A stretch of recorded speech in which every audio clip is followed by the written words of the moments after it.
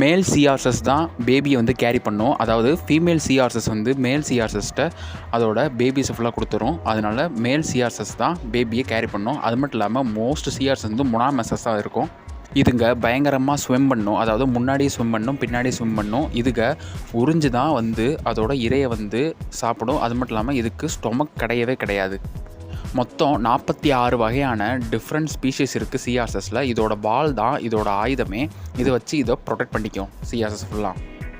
சிஹார்சஸ் வந்து மீன் வகையை சேர்ந்தது.